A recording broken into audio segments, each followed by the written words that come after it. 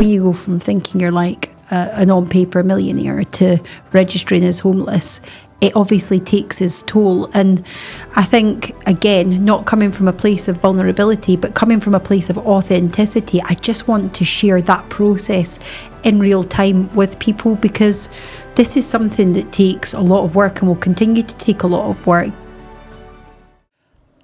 I want to go into what you just said, because you said it's really profound, so I want to unpack it for everyone that's listening. There's lots of things. You said you were doing them last night. You're having the ice baths. You're doing the exercise. There's lots of physical things. That's how we got into the conversation. Lots of physical things, and lots of people do them in part of their morning routines.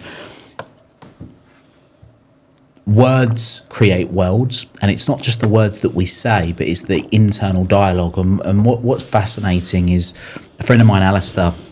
He reached out to me about a year ago, and he said, when I sell my business, Will, I want to take everything that I've learned, because he was a client of mine, and all the stuff he knows about mindset and lots of stuff that we've both learned over the years. He said, I want to take that and I want to create a foundation that teaches it in schools, because the school curriculum doesn't teach it. So rather than parents having to pay for it, rather than adults having to invest into, like, let's teach kids when they're at the best time to learn this stuff. And we did our first, so he comes to me, he said about this, and he said, can you help me do you want to be involved? Can you help me be involved? I said, yeah, sure. So I built out this curriculum, and we delivered the first session on the curriculum just a couple of weeks ago.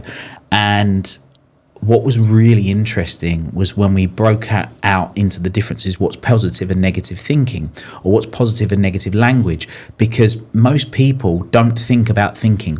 We all get taught, but we don't get taught how to learn, which is crazy when you think about it. And getting people to understand, they just go, well, I just thought it's always that way. This only happened about 3 years ago. I was reading somebody's social media post, and she was explaining what goes on in her head, the chatter of someone saying about this and how it's spiraled, but very ADHD. Someone says one thing, and before you know it, you've bounced off, you've had 10 little conversations in your head. And I've gone, that's exactly how I think. And then at the bottom, it was said, I can't believe this is my ADHD brain. I wish everybody thought like that. And I thought at 32 years, does everybody not think like that then? Does everybody's mind not have those conversations? And it was really quite eye-opening. Anyway, coming back to the internal language, so we're in this school and we're doing this thing with the 30 kids, and it was amazing how many of them didn't know, because I say amazing, it's what we were able to show them at a very young age, 13 years old, these boys and girls were in year 9, were the difference between negative and positive thinking, and what was their current, I call it jukebox track, what is it, the thing that they're playing in their mind. And some of the most high performers I work with, we're talking extreme, people have sold their business for hundreds of millions of pounds, won Britain's Got Talent, professional boxers, you name it. One of the factors that lots of them will have for a period of time, which is deemed a strength, is they are so critical, so critical on themselves, which keeps driving them, enabling them to drive and drive and drive. So, but it gets to a point, every strength is a weakness and every weakness is a strength. So do you have the ability to switch gears? Can you go in forward and in reverse? Or are you constantly just focused on being in forward? And when you can go back and you can reflect and create the balance and see things, I call it a boast list. This is what we were getting onto last night. The root origin of the word boast means to inflate. And if you think of a car tyre, if you overinflate a car tyre, it bursts. And that's where I think of being overly arrogant, overly cocky, the pride before the fall. When you think of, you get too puffed up, you get inflated. But what's equally damaging is being underinflated. If you try and drive a car on flat tires, they're going to sort of break away, and you're not going to have a tire. So they're equally as damaging. What we're looking for is that little Goldilocks zone. And by being able to reflect back, it's a way of building self-esteem, it's a way of building self-confidence, is reflecting on all of the things that we've done, that we forget whether anybody else thinks it's good, but we can acknowledge ourselves and go, actually, no, that's great. I'm going to take a moment for all of the things I've acknowledged, no matter how small they are, and all the way through life, all of those tiny moments. Then what we do is we build a really, really solid foundation to be able to stand upon, and that is such a powerful exercise.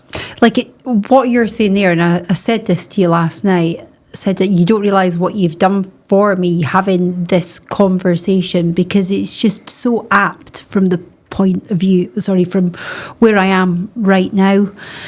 And actually, I think a lot of people relate to this. We go from thinking we're capable of world domination to thinking like, who's ever going to listen to me? And that's something that I think a lot of people will resonate with. In so many ways, I feel more capable than I ever have done. I feel certainly a lot more knowledgeable. I feel more compassionate. I'm definitely a better parent. I'm a better friend. I've got more empathy and understanding for people overall. But it would be disingenuous to say that this hasn't completely knocked my confidence. When you go from thinking you're like an on-paper millionaire to registering as homeless, it obviously takes its toll. And I think, again, not coming from a place of vulnerability, but coming from a place of authenticity, I just want to share that process in real time with people, because this is something that takes a lot of work and will continue to take a lot of work. You don't just go to the gym and get to the dream body. Now, using that analogy, I'm nowhere near the dream body stage. I'm somebody that's probably went from fat to thin but isn't remotely toned. That's probably my equivalent. But you then have to maintain that. You then have to keep going to the gym and keep taking the supplements and working on your nutrition in order to maintain that. So I want to kind of share with people, because what I don't want to do is come across as, this happened to me 15 years ago and now look, 15 months ago, now everything's absolutely fantastic. Because I think there's more power in sharing with people that, this is what I've learned so far. This is the piece that I'm working on at the moment. But watch me, I'll come back on your podcast in 12 months and you're going to see a completely different version. It'll be 3.0 and 4.0. And that, what you've just said there is I think the key. Nobody would ever expect you to think they're delusional to think, if you see someone that's in great physical health, so just we're talking fitness and aesthetically look like they're in great shape, all of us can look at that person and go, well, it's because they've worked at it. They've maintained their diet, or they've worked to a particular diet. They have exercised in a particular way that's enabled them, and it's about consistency. And I think of it exactly the same when it comes to our own personal development, our mental health, whatever you want to call it, is we've got to continue to work. And if you are someone that is doing loads and loads and loads of bodybuilding, then yes, you might get really big and you might be really strong, but are you functionally fit?